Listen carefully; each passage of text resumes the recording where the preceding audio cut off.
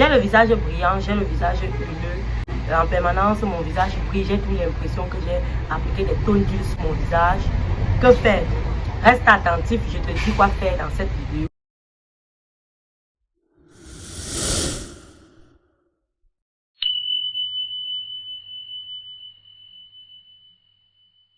Pour ceux qui ne me connaissent pas, je m'appelle Peggy, je suis ingénieure environnementaliste et également formulatrice cosmétique.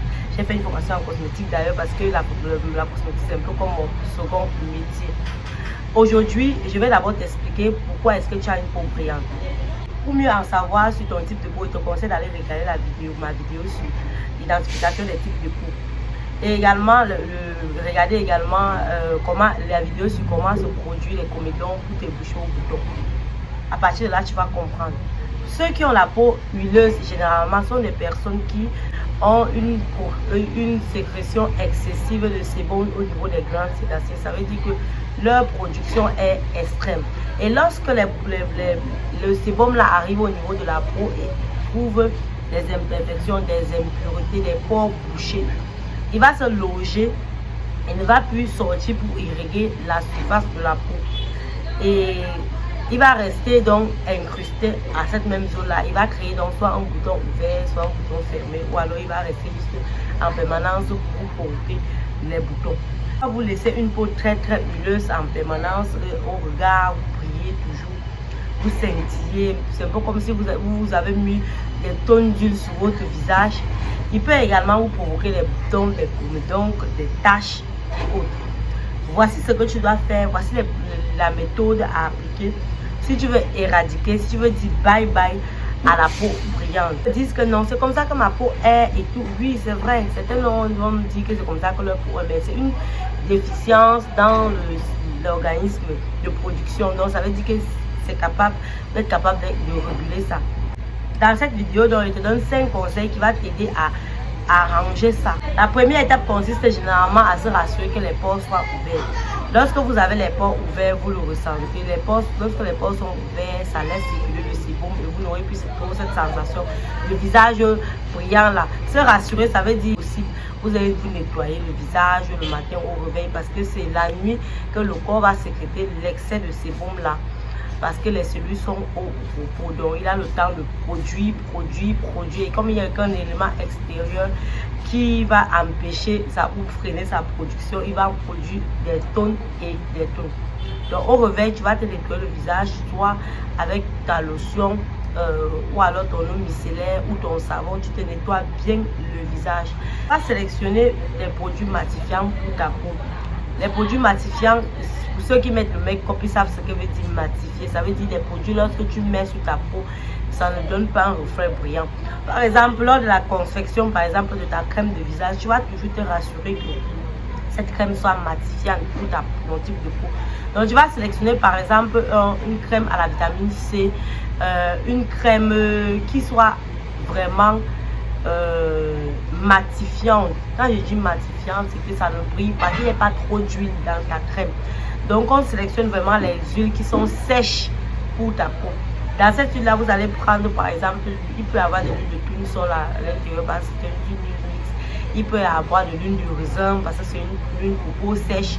Mais ne prenez jamais les produits où vous allez voir écrit par exemple les beurres à l'intérieur, qu'il y a les beurres à l'intérieur, qu'il y a les huiles de coco et tout. Parce que ce sont les huiles extrêmement grasses.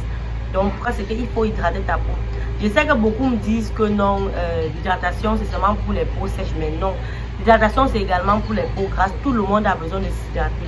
Lorsque vous laissez votre peau trop s'assécher, que vous décidez de ne pas vous hydrater ou bien de ne pas appliquer une crème ou bien de sérum sur votre peau, la peau, elle va réagir de façon excessive. C'est généralement ça qui provoque l'excès de sébum chez la plupart des personnes qui ont le visage huileux. Le visage est huileux, je décide de ne pas appliquer de soin sur mon visage parce que vraiment, j'ai de crème vraiment parce que mon peau est huileuse.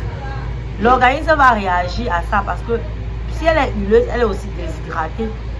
Si tu n'appliques pas par exemple une crème de visage qui contient de l'eau ou alors des éléments nutritifs hydratants, ton visage sera desséché. Et comme le visage est desséché, l'organisme va réagir en sécrétant encore plus de sébum.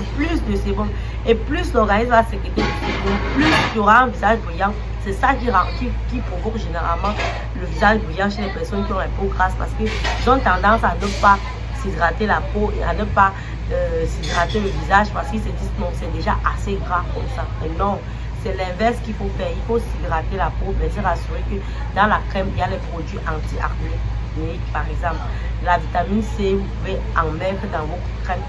La vitamine C là va vous aider à éradiquer les boutons, vraiment, et dire, oups, vous direz vraiment bye bye aux boutons.